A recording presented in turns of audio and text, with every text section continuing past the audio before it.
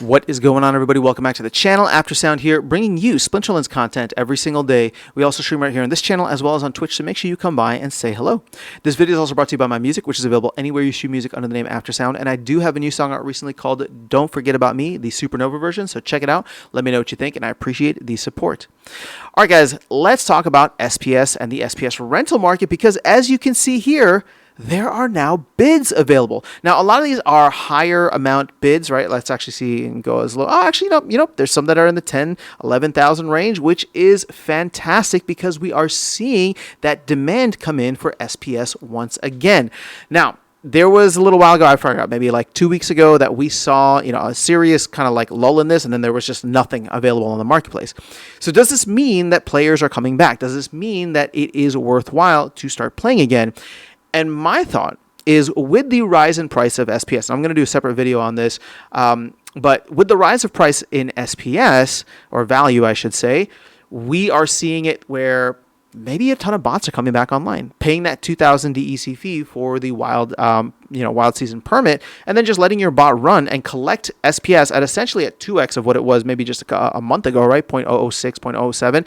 We're kind of like 100% up in that time frame, which is awesome to see, and it's essentially doubling the earnings for people. And if the earnings are doubled, then they can go in, burn that SPS for DEC or sell that SPS for DEC, cover their costs, and make it easier. And so now we're starting to see more and more of that. Now, I haven't done a wild season permit tally for this season. I know that we're kind of like in the same range, but we have never had a season where we've gone back up. So that'll be interesting to check when I do that. But we're only like, I don't know, we're not even halfway through the season yet. So unless we like pass it well before the end of the season, I probably won't do that video until the season is actually over or coming to a close.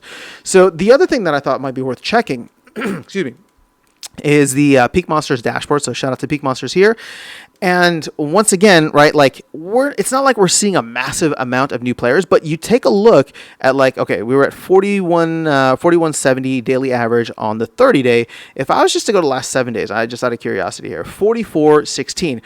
I mean, that's an average of 300 more daily accounts, right? Daily active accounts. And let's just go to the 14-day out of curiosity. So 4163. So really just within the past week, we've started to see this rise once again. And you can kind of see it visually here, right? The last 1, 2, 3, yeah. So the last like 7 days are all, or 6 days, I should say, are all above 4,000 daily active users.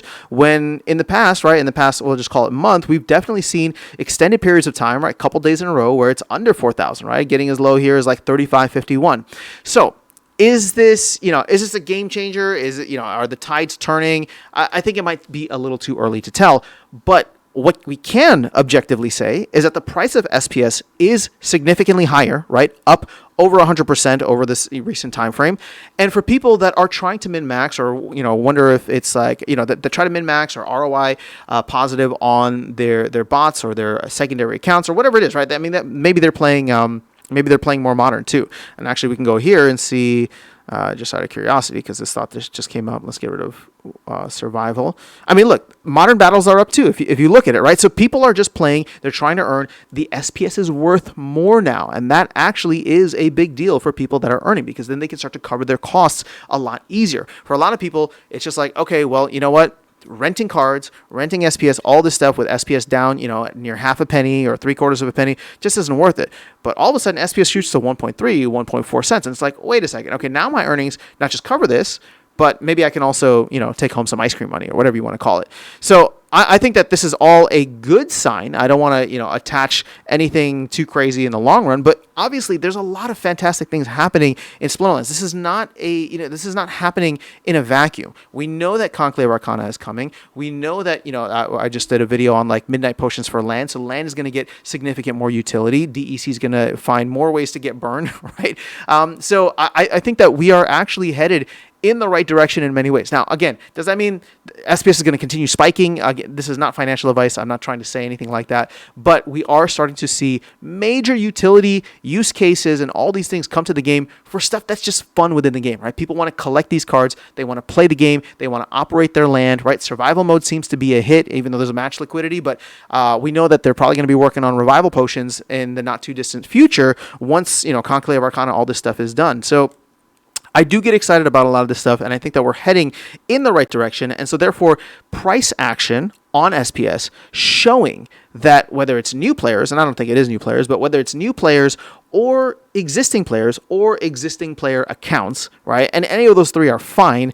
We're starting to see more of a demand for SPS. We're starting to see more market activity. We're starting to see a lot of things wake up within the Splinterlands ecosystem. And that's fantastic because Bitcoin's still trading in like the $80,000 range, right? So while Bitcoin stays boring, this is our opportunity to catch up. Not just with Bitcoin, but obviously, well, we're not going to catch up with Bitcoin, but catch up with the rest of the market and a lot of our other peers that are also just trading sideways, choppy, or down. So that is all I have for you guys in this video. Let me know your thoughts in the comments below. Otherwise, I will catch you all in the next one and see you around the game. Take care.